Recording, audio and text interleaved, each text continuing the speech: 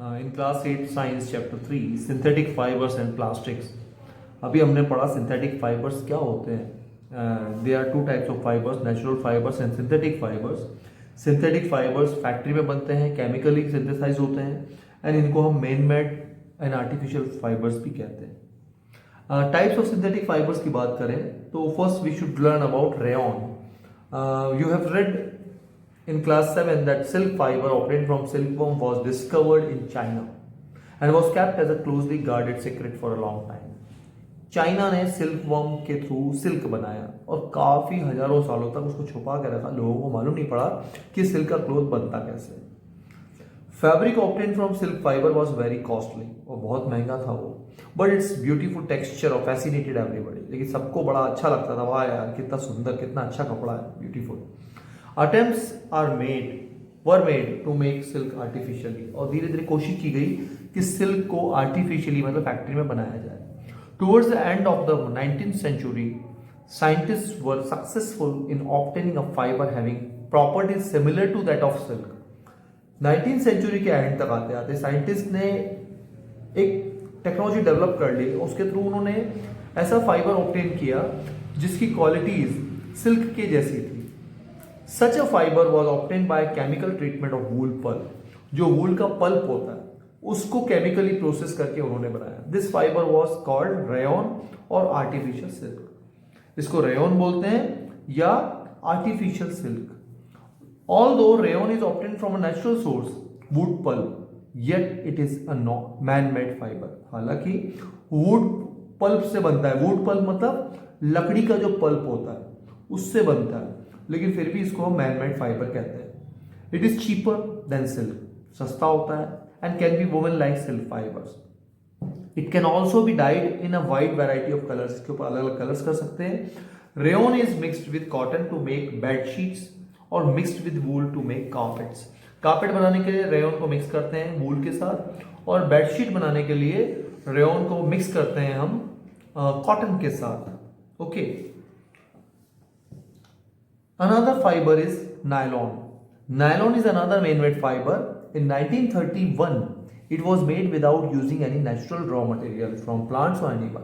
बिना किसी natural raw material के इस फाइबर को बनाया गया था। Okay, it was prepared from coal, water and air. Coal, water and air से इसको मिलकर बनाया।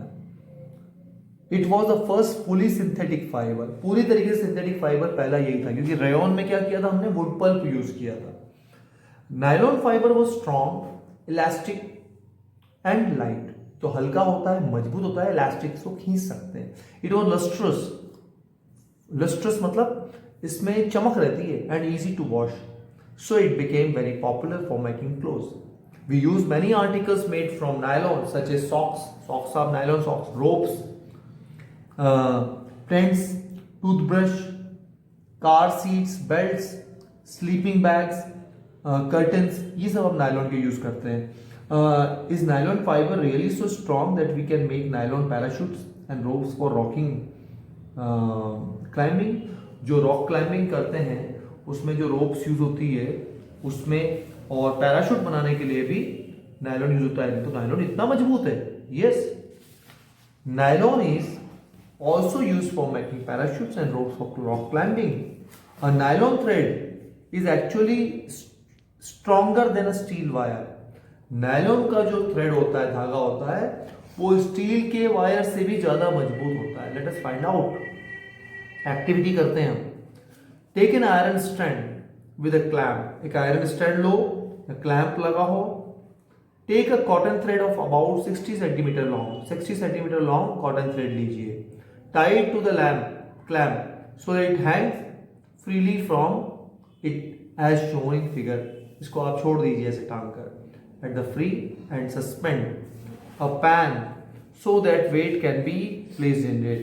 यहाँ पे एक पैन लगा दीजिए ताकि वेट जो है एक जगह पे वो आ जाए। Add weight one by one till the thread breaks. जब तक धागा टूट नहीं जाए तब तक इस पे वजन रखते रहिए। Note down the total weight required to break the thread. इस धागे को टूटने के लिए कितना वजन चाहिए इसको आपको नोट डाउन करना है। The weight indicates the strength of the fibre. Repeat the same activity with threads of wool polyester, silk and nylon. तो आप क्या करेंगे, cotton, wool, polyester, silk and nylon, इसके थ्रेड्स लेकर आपके प्रैक्टिकल कर सकते हैं। Tabulate the data as shown in table 3.2। ऐसे आप बना देंगे चार्ट और इसको अरेंज करेंगे थ्रेड वाइज। कॉटन का थ्रेड कितना वेट झेला, वूल का weight, silk weight, nylon weight. You may use a hook और a nail on the wall for hanging the fibers, a polythene bag at the other end, है ना। आप चाहें तो एक हुक या नेल लगा लीजिए कील और उससे धागा बांध सकते हैं, और साथ में आप नीचे इसकी जगह एक पॉलिथीन बैग रख दीजिए।